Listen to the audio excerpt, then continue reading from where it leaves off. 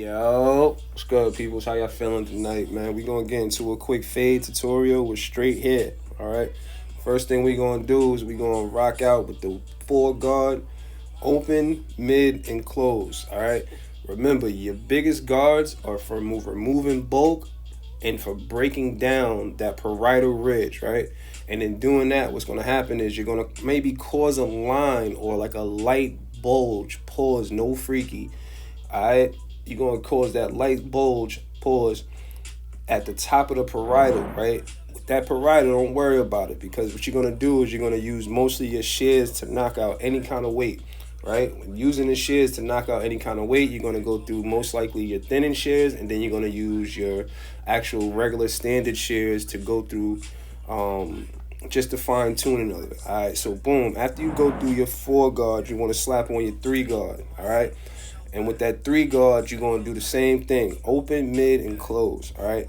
Each guard, you want to go open, mid, and close. The reason why you want to go open, mid, and close with each guard is because it's going to give you a better transition pocket.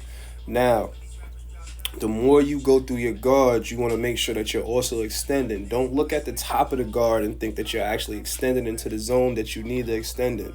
The zone you need to extend in is where that actual cutting blade is actually moving into that pocket, all right? As you just seen me do a small example, all right? So after you go through your twos, you're going to go to your 1 1/2, all right? The 1 1/2 is really your magic guard. That magic guard, because, coming up in the game when I was first barbering, we ain't have a 1 1/2 because I only used Andes clippers. Now with going into these transition and different clippers, we could use that 1 1/2 guard. That 1 1/2 guard is that pocket between that 2 and that 1. And that pocket between the 2 and the 1 is going to be real key to where your transition is going to start. So this is one of your biggest transition guards, all right? So you want to make sure at open, mid, and close, you're always extending with that, all right?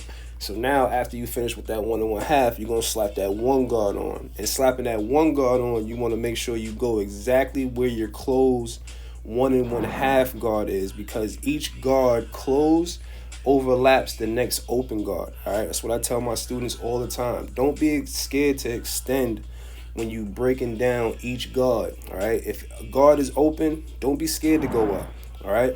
So now after we finish with the one guard, we're going to go into our 1/16, right, or our zero guard. That zero guard is another guard that's really key to actually bringing that transition together, bringing your skin closer to the bottom of your fade, pause, no freaky, all right? So in doing so, breaking down open, mid, and close, what I like to do most of the times is when I get down to my smaller guards, I like to go open, mid, notch, notch.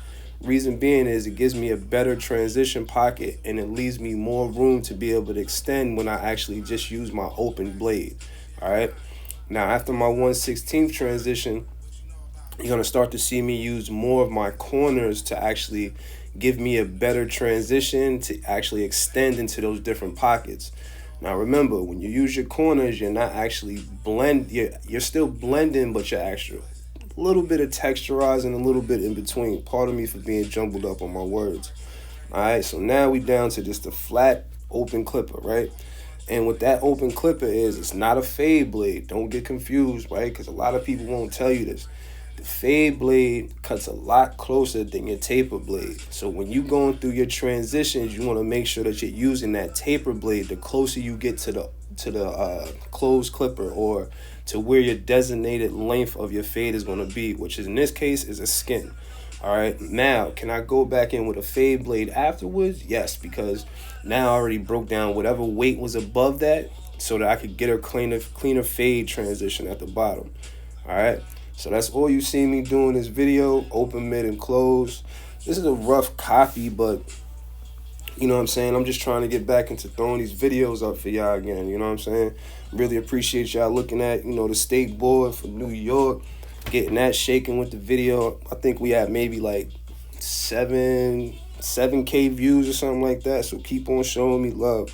I'm going to keep on giving y'all good tutorials because, I want to see everybody succeed like I did in this craft.